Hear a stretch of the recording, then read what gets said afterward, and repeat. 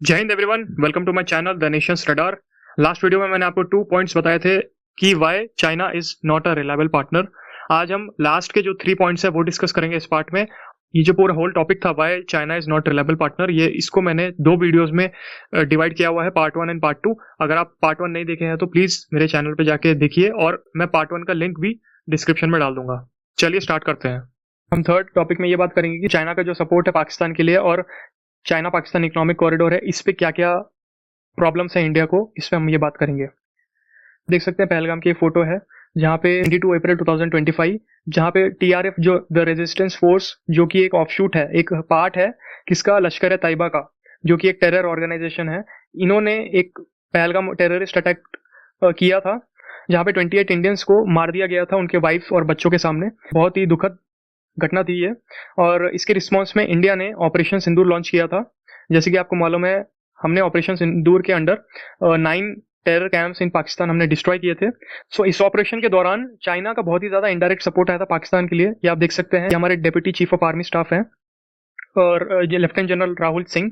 आप इनकी स्टेटमेंट देख सकते हैं कि जो चाइना है वो रियल टाइम सपोर्ट दे रहा था पाकिस्तान को। मतलब जो मैप्स हो गए हमारे real time to through satellite, हमारी क्या मूवमेंट्स हो रही है आर्मी की, हमारे जो भी हम कुछ भी मूवमेंट कर रहे हैं, हम मिसाइल्स लेके आ रहे हैं, ये मोबिलाइजेशन कर रहे हैं इन द बॉर्डर रीजन, जो भी अपडेट्स थी वो चाइना रियल टाइम सपोर्ट कर रहा था पाकिस्तान को। एंड इन्होंने ये भी बोला कि जो टर्की है वो डायरेक्ट इन्वॉल्वमेंट दिखा रहा था ऑपरेशन सिंदूर में। कैसे? तो टर्की ने बहुत सारे जो उनके ड्रोन्स हैं वो पाकिस्तान को सप्लाई किया और वो पाकिस्तान ने हम पे फायर किए, बट हमारा कुछ भी उखाड़ नहीं पाए उन लोग, क्योंकि हमारा already S-400 Akash missile defence system already deployed थे। तो डिफेंस सिस्टम में बहुत ही ज्यादा एक्यूरेसी के साथ पूरे जो प्रोजेक्टाइल्स है उनको डिस्ट्रॉय कर दिया। सो ये एक था जो चाइना का जो इनडायरेक्ट सपोर्ट था। और जो चाइना का एयर डिफेंस सिस्टम है HQ-9, वो भी बुरी तरह से फेल हो गया, उसको भी हमने डिस्ट्रॉय किया था। इंडियन आर्मी की तरफ से एक और स्टेटमेंट आई है कि हमने लेस देन 50 प्रोजेक्टाइल्स और मिसाइल्स हमने फायर किए थे, उसी में ही पाकिस्तान की हालत टाइट हो गई थी। और उन्होंने फिर जो उनके डीजीएमओ है, director general of military operation, उन्होंने इंडिया के डीजीएमओ को कॉल किया था कि आप प्लीज बंद करिए ये सब, और हमारा बहुत नुकसान हो चुका है। ये आप देख सकते हैं रिसेंटली एक वीडियो प्रेस कॉन्फ्रेंस में जो लेफ्टिनेंट जनरल राजीव भाई हैं उन्होंने ये स्टेटमेंट दी हुई है। और रिसेंटली इंडियन आर्मी के नॉर्दर्न कमांड उधमपुर, उन्होंने भी एक वीडियो सर्कुलेट की है जहाँ पे उन्होंने पूरी एक डिटेल में बताया। आप देख सकते हैं, आप मेरे चैनल पे जाके देख सकते हैं, वो शॉर्ट्स में मैंने अपलोड की हुई है। सो ये आप देख सकते हैं चाइना पाकिस्तान इकोनॉमिक कॉरिडोर का ये पूरा रूट है, मैप के थ्रू आप देख सकते हैं। जो काशगर है जो चाइना के रीजन में आता है, आप ये देख सकते हैं पहले जो डॉटेड लाइंस है, जो एक ब्राउन कलर की डॉटेड लाइन है, ये ओरिजिनल प्रपोज्ड रूट था, but because of some reasons इन्होंने जो ब्लू लाइन वाला रूट है वो अब अपनाया है। सो आप देख सकते हैं कि काशगर से ये स्टार्ट होता है, और इंडिया को यहीं पे दिक्कत है कि आप देख सकते हैं जो ब्लू लाइन है ये पीओके के वहां से गुजर रही है। यही इंडिया को मंजूर नहीं है कि आप पीओके के वहां से क्यों ले रहे हैं, आप पाकिस्तान का जो ऑरेंज वाला इलाका है वहां से लीजिए। तो इस पे भी हमने बहुत प्रोटेस्ट किए थे, बट चाइना को जो करना था वो किया उन्होंने। और जो चाइना पाकिस्तान इकोनॉमिक कॉरिडोर है ये under belt and road initiative के अंडर में आता है चाइना के। सो आप देख सकते हैं कि कश्मीर से स्टार्ट होके पीओके जो पाकिस्तान ऑक्युपाइड कश्मीर है, जो हमारा जम्मू एंड कश्मीर है उसका पार्ट, उधर से फिर इस्लामाबाद होके लाहौर होके ये ग्वादर पोर्ट जाता है, और ग्वादर पोर्ट से ये जो गल्फ कंट्रीज है उनको कनेक्ट करता है। सो ये आप देख सकते हैं लेफ्ट साइड में जो चाइनीज फॉरेन मिनिस्टर वैंगी, और जो राइट में है आपके खड़े हुए वो पाकिस्तान के डेप्यूटी पीएम है इशाक दर। जो वैंगी हैं, वैंगी रिसेंटली इंडिया में आए थे, उन्होंने Ajit Doval sir, S Jaishankar and PM Modi ji से भी बात हुई थी, उनकी मीटिंग हुई थी।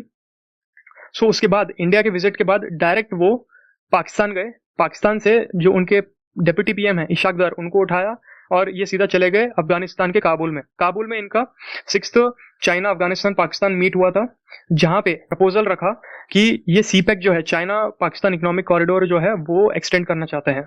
आप देख सकते हैं ये जो अब ब्लू कलर की लाइन जा रही है, इधर से नहीं तो बीच में से कहीं से ये अफगानिस्तान के थ्रू कनेक्ट करना चाहेंगे, और यही उनका प्रपोजल था। ये 2017 से चल रहा था, बट अभी जाके ये अफगानिस्तान में जाके इन्होंने जब मीटिंग की है तो कंफर्म हुआ है कि हाँ ये सीपैक जो है उसका 2.0 फेज 2 लाने वाले हैं।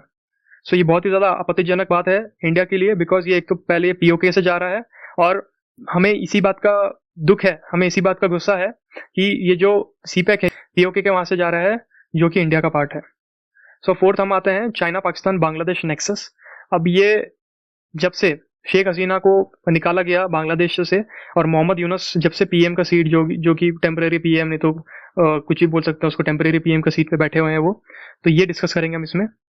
सो ये आप देख सकते हैं जो मोहम्मद यूनुस है, ये शी जिनपिंग से भी अभी रिसेंटली इसी ईयर में मिले थे और उधर जाके इन्होंने बहुत ही ज़्यादा आपत्तिजनक भाषा का इस्तेमाल किया था नॉर्थ ईस्टर्न जो स्टेट्स हैं उनके लिए। और आप देख सकते हैं जैसे ये द इंडियन एक्सप्रेस का आर्टिकल है, ये बोल रहे हैं कि इंडिया का जो नॉर्थ ईस्ट पार्ट है वो लैंड लॉक्ड है and Bangladesh is your gateway. ये यही कहना चाह रहे थे कि जो बांग्लादेश है वो आपका पार्टनर बनना चाहता है। ये पिच किया था उन्होंने चाइना को, बहुत ही ज्यादा आपत्तिजनक बात कही थी।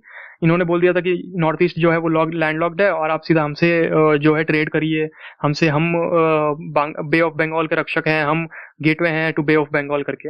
और इनके ही एड, मोहम्मद यूनुस के एड जो है आप देख सकते हैं फजलुर रहमान जो है, उन्होंने ये कहा था कि if India attack Pakistan, Bangladesh को नॉर्थ ईस्टर्न स्टेट जो है हमारे सेवन सिस्टर जिसको हम कहते हैं उनको ऑक्यूपाई कर लेना चाहिए। बट बाद में इन्होंने, मोहम्मद यूनुस की जो इंटरिम गवर्नमेंट है, उन्होंने अपने आप को दूर करा इस स्टेटमेंट से। बट ये दिखाता है आज के बांग्लादेश की मेंटेलिटी क्या है। तो ये बहुत, जब तक मोहम्मद यूनुस हैं जब तक हमारे लिए बहुत ही ज्यादा प्रॉब्लम पड़ेगी। तो हिमंता बिस्वा शर्मा जो कि असम के चीफ मिनिस्टर है, उन्होंने सीधा सीधा बोल दिया हमारा तो एक ही चिकन नेक है भाई, आपके तो दो दो चिकन नेक है। आप मैप में देख सकते हैं जो रेड वाला पार्ट है वो सिलीगुड़ी कॉरिडोर है 22 किलोमीटर का, और वो हमारा एक चिकन नेक बोला जाता है। और ये जो ब्लू पार्ट है इसको, ये 84 किलोमीटर लॉन्ग है, इसको बोला जा रहा है कि ये फर्स्ट चिकन नेक है बांग्लादेश का। और आप नीचे ये देख सकते हैं ये भी 22 किलोमीटर का इसका विड्थ है। ये जो नीचे वाला सर्कल है ब्लू कलर में, इसको चिकन नेक 2 बोला जा रहा है। तो असम के चीफ मिनिस्टर ने यही बोला कि हमारा तो एक ही है, आपका तो दो दो है, हम दोनों को कट ऑफ कर देंगे। रांगपुर भी जाएगा आपके हाथ से और चिटागोंग भी जाएगा आपके हाथ से। सो जब तक ये मोहम्मद यूनुस बैठे हुए हैं, जब तक इनकी इंटरम गवर्नमेंट चल रही है बांग्लादेश में, जब तक हमारे जो इंडिया और बांग्लादेश के रिलेशन है वो नॉर्मल होने के कगार पे नहीं है। बट हमको थोड़ा देख के रहना चाहिए, क्योंकि ये अभी रिसेंटली पाकिस्तान के जो डेलीगेट्स है वो बांग्लादेश में गए थे और उन्होंने भी ये वो बोला कि आप पुरानी बातें भूल जाइए सब कुछ और हम आगे आगे बढ़ते हैं दोनों एक साथ। तो दोनों, पाकिस्तान और बांग्लादेश दोनों एक हो चुके हैं, और जो कि चाइना के लिए एक बहुत बड़ी अच्छी बात है। वो ये तीनों का जो नेक्सस है ये इंडिया के लिए बहुत डेंजर है, क्योंकि अब 3 फ्रंट स्टार्ट हो गए हैं ऑलरेडी। जो पाकिस्तान था वो अब चाइना भी है और नीचे बांग्लादेश भी आ गया। तो 3 फ्रंट वॉर हो सकती है अगर इंडिया और पाकिस्तान के बीच में हुई। तो ये चाइना इनडायरेक्टली कैसे ना कैसे इन्वॉल्व होगा ही, और बांग्लादेश भी इन्वॉल्व होना चाहेगा। Fifth topic is China Taiwan dispute. तो इसमें हम देखेंगे कि जो चाइना है उसकी जो सेकंड वीकनेस है, हम इसको सेकंड वीकनेस बोलेंगे। पहली वीकनेस जो तिब्बत हो गई वो, फिर अब सेकंड वीकनेस ताइवान हो गई, और अक्साई चीन तो है ही। तो ये आप देखिए जो छोटा सा शहर है नीचे जो येलो सर्कल में सर्कल्ड है, ये ताइवान है, जो कि एक्चुअल में एक आइलैंड है। और इसका हिस्ट्री हम देखें तो ये देखिए आप, जो 1949 में जो चाइनीज सिविल वॉर स्टार्ट हुई थी, जैसे कि आपको पता होगा जो चाइना है वन पार्टी सिस्टम फॉलो करता है ना। तो जो कम्युनिस्ट पार्टी ऑफ चाइना है उन्होंने गेन स्टार्ट कर दिया था 1949 में, एंड जो केएमटी पार्टी थी वो वीक हो गई थी due to corruption and hyper inflation. So in 1949 communist party जो थी, जो अभी की जो प्रेजेंट गवर्नमेंट है उधर, वो जीत गई थी और माओ जेडोंग उनके लीडर थे। और उन्होंने ये डिक्लेयर कर दिया था कि पीपल्स रिपब्लिक ऑफ चाइना जो है वो अक्टूबर 1, 1949 पे स्टैब्लिश हो चुका है। इससे पहले जो चाइना है उसको रिपब्लिक ऑफ चाइना बोलते हैं, बट जब कम्युनिस्ट पार्टी विक्ट्री में आई तो उनको पीपल्स रिपब्लिक ऑफ चाइना घोषित कर दिया गया। तो जो केएमटी है वो अब ताइवान चली गई। केएमटी जो है, उनके जो चियांग काय शेक जो लीडर हैं, वो केएमटी ताइवान चले गया और उधर उन्होंने रिपब्लिक ऑफ चाइना स्टैब्लिश कर दिया। तो जब से लेके आज तक, 1915 से लेके आज तक, जो केएमटी है वो ताइवान में ही है और ताइवान से ही अपनी न्यू गवर्नमेंट चलाती है और बोलती है कि Taiwan is the real China.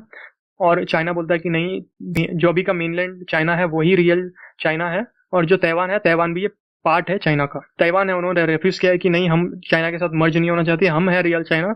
तो दोनों के बीच में एक ये डिस्प्यूट है। आप देख सकते हैं कम्युनिस्ट पार्टी ने केएमटी पार्टी को निकाल दिया था और वो फिर अब ताइवान में जाके चले गए। ये आप देख सकते हैं जो ताइवान का मैप है, ये छोटे से आइलैंड में रहते हैं, और ये जो चाइना है ये बार बार उधर मिलिट्री एक्सरसाइज कुछ ना कुछ सराउंड कर लेता है नेवी के through. So this is the end of the video. अगर आपको वीडियो अच्छी लगी हो तो please do like and subscribe.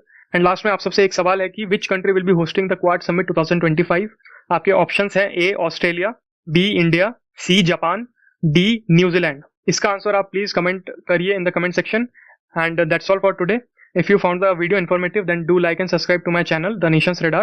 Thank you so much everyone. जय हिंद, जय भारत।